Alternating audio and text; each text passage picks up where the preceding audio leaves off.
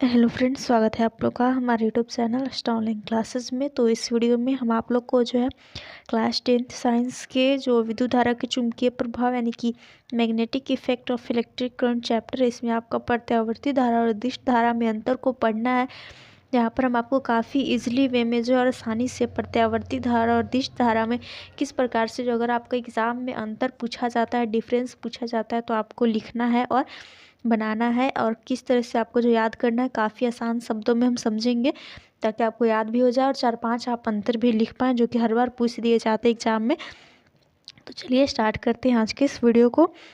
तो देख सकते हैं यहाँ पर जो सबसे पहले आपको प्रत्यावर्ती धारा और दिश धारा में अंतर ऐसे हेडलाइन की तरह जो है लिख देना है। एक साइड आपको प्रत्यावर्ती धारा लिख लेना है, एक साइड दिश धारा। प्रत्यावर्ती धारा जिसे कि हम एसी से जो यहाँ पर सूचित करते हैं और दिश धारा को डीसी से करते हैं। ओके, तो आप इसे भी लिख सकते हो क्वेश्चन में। अब आप पहला हमारा अंतर देख सकते हैं, यहाँ पर दिया हुआ है कि इसमें धारा का मान जो है और दिशा समय के साथ दोनों बदलता है।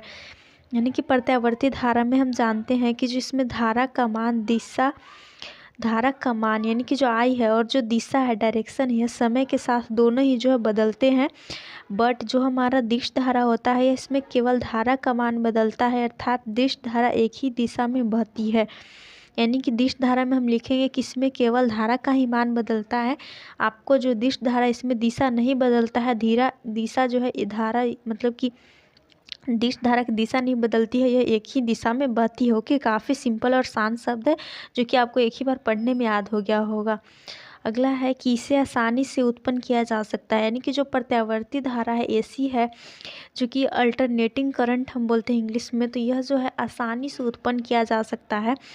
और जो इसके विपरीत जो दिश धारा होता है, डायरेक्ट करंट डीसी होता है, इसे उत्पन्न करने में काफ़ी जो है कठिनाई होती है।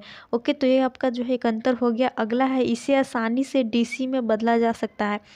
यानी कि जो एसी है यह प्रत्यावर्ती धारा है, तो लिखेंगे कि प्रत्यावर्ती धारा को आसानी से जो है दिश धारा में बदला जा सकता है, परंतु दिश धारा में क्या हो जाएगा कि इसे जो है एसी में बदलने में काफ़ी कठिनाई होती है। यानी कि इसे जो है प्रत्यावर्ती धारा में बदलने में काफ़ी कठिनाई होती है। किसे? तो दिश धारा को। ओके, अगला है अब आपका जो अंतर नंबर 4 है यहाँ पर, यह डीसी की अपेक्षा अधिक घातक होता है। यानी कि जो प्रत्यावर्ती धारा होता है ना, एसी जिसे हम कह रहे हैं, तो यह जो है दिश धारा की अपेक्षा अधिक जो है घातक होता है, बहुत ज़्यादा जो है नुकसान पहुंचा सकता है।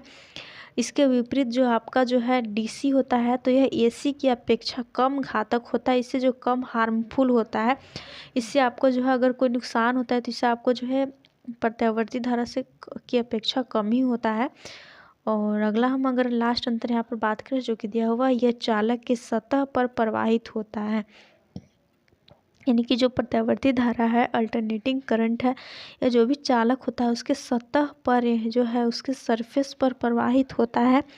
इसके विपरीत दिश धारा में यह जो है चालक के अंदर से होकर प्रवाहित होता है, इसलिए जो है कम घातक होता है और यह ज़्यादा घातक हो जाता है। ओके, तो ये हमारा हो गया प्रत्यावर्ती धारा और ये हो गया हमारा दिश धारा। और आपको प्रत्यावर्ती धारा में जानना है तो इसमें क्या होता है, भारत में जो घरेलू उपयोग के लिए प्रतिवर्ती धारा की जो आवृत्ति होती है वह कितनी होती है, आप लोग याद रखिएगा, ऑब्जेक्टिव में पूछ देता है 50 हर्ट्ज होता है। ओके, तो हमने अंतर की यहाँ पर बात कर ली जो कि काफ़ी बार आपके एग्जाम में पूछे जाते हैं। तो इसको फ्रेंड्स के साथ अपने शेयर कीजिए और आप इसको स्क्रीनशॉट लेके लिख के याद भी कर सकते हैं, क्योंकि एग्ज़ाम में आपको काफ़ी हेल्पफुल रहने वाला है। ये तो अगर आपको याद है तो और अच्छी बात है। तो चलिए एंड करते हैं पर वीडियो को। नेक्स्ट वीडियो में हम आपको जो इस चैप्टर का ऑब्जेक्टिव क्वेश्चन को लेकर आएंगे। धन्यवाद।